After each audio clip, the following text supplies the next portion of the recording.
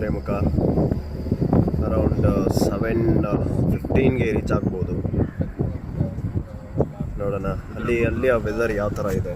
ಇಲ್ಲಿಯ ವೆದರ್ ನೀವು ನೋಡ್ತಾ ಇದ್ದೀರಾ ಯಾವ ಥರ ಇದೆ ಅಂತ. ಸಖತ್ತಾಗಿದೆ. ಕುದುರೆಮುಖ ಹತ್ರ ಹೋಗಿ ಇಲ್ಲ ಕಳಸಾಗ ಹೋಗಿ ಅಲ್ಲಿ ಟಿಫನ್ ಮಾಡ್ತೀವಿ. ಟಿಫನ್ ಮಾಡಿ ಸ್ಟೀಲ್ ಬಾಕ್ಸ್ಗೆ ಟಿಫನ್ ಹಾಕ್ಕೊಂಡು ಸ್ವಲ್ಪ ಸ್ನ್ಯಾಕ್ಸ್ ತಗೊಂಡಿದ್ದೀವಿ. ಅಲ್ಲೇ ಪ್ಲಾಸ್ಟಿಕ್ ಕವರ್ ತಗೊಳ್ಳೋದಿಲ್ಲ.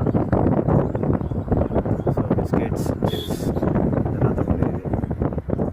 ನೋಡುವ ಹೇಗಿದೆ ಅಂತ.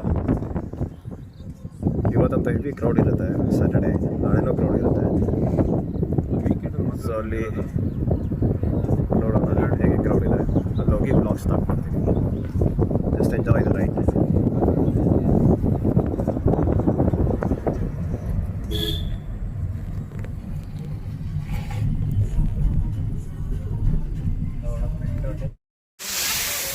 ಇದು ಹಳ್ಳಿಮನೆ ಫಾಲ್ಸ್. ಹೊರನಾಡುವಿಂದ ಜಸ್ಟ್ 1 ಕಿಲೋಮೀಟರ್ ಅವೇ ಇದೆ. ನೀವು ನೋಡ್ತಾ ಇರ್ಬೋದು ಹೇಗಿದೆ ಅಂತ ನೋಡಿ.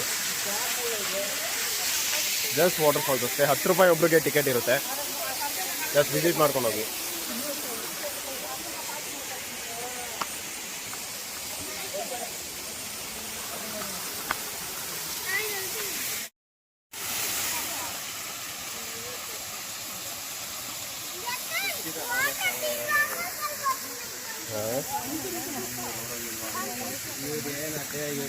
ಮಳೆ ಬಂದ್ರೆ ಎಡಿ ನೀರಾಗಿ ಎಲ್ಲ ತುಂಬಿದ್ರೆ ಅವಾಗ ಚೆನ್ನಾಗಿತ್ತು. ಇವಾಗ ಏನೋ ಅನ್ಸಲ್ಲ.